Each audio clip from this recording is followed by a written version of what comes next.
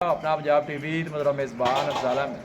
आज की वीडियो माशाल्लाह जनाब एक प्योर नीली की झोटी और ताज़ी माशाल्लाह जनाब डिलीवर हुई है। पिछे भी माशाल्लाह जनाब कटी है। सब तो पहले मेरा कैमरामैन जनाब दोनों झोटी दिखाएगा तो मजीद गलबात करांगे मालिक के नाल कि किंज डिमांड करते दिखाओ जी कैमरामैन साहब झोटी दिखाओ। लो जी है जनाब माशाल्लाह जनाब नीली की झोटी मतलब साहब वारा पहला डिलीवर किया माशाल्लाह जनाब वारा जनाब झोटी ने पहला डिलीवर किया। नस्ल केड़ी है मतलब प्योर नीले की झोटी माशाल्लाह पिछे भी कटी कदों सूई कदों झोटी अच्छा कल सूई है। चुआइयां किनियां हो गई ने झोटी दी एक चुआई कल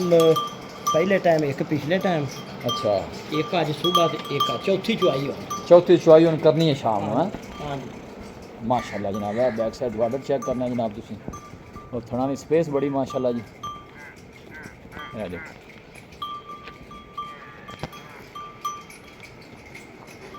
पिछे माशाल्लाह कट्टी भी जनाब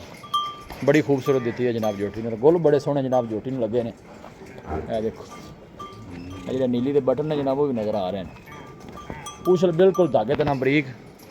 चला फरा के जनाब तसली कराने झोटी की अगली साइड तो जनाब थना की गरली चेक करनी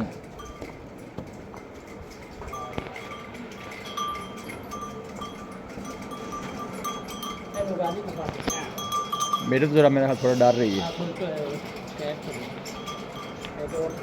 है माशाल्लाह पीछे कटी है जी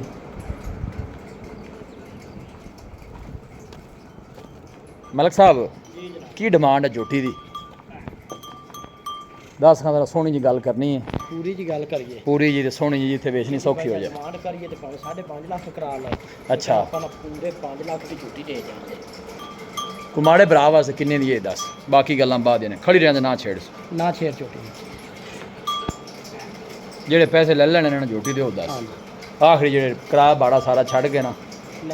दसो जी मतलब साहब आखिरी गल सुनाओ झोटी किन्ने दी दे देनी है तो बौला वैसे दो टाइम में किन्ना को है कोई टाइम का देनी ये जनाब हुण इस टाइम है 6 लीटर अच्छा 5-6 लीटर टाइम का है की ख्याल है झोटी पूरे दुध ते आवेगी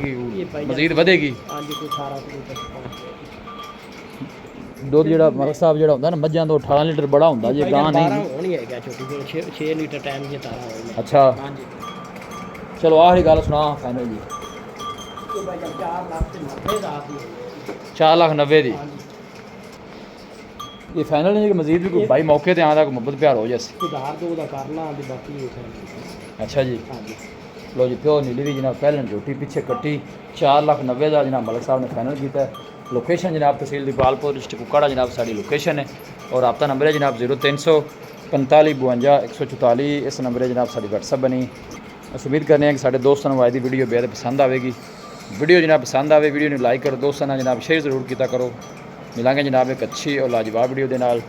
अपने मेज़बान अफसाला मैनूं दो इजाज़त अल्लाह ने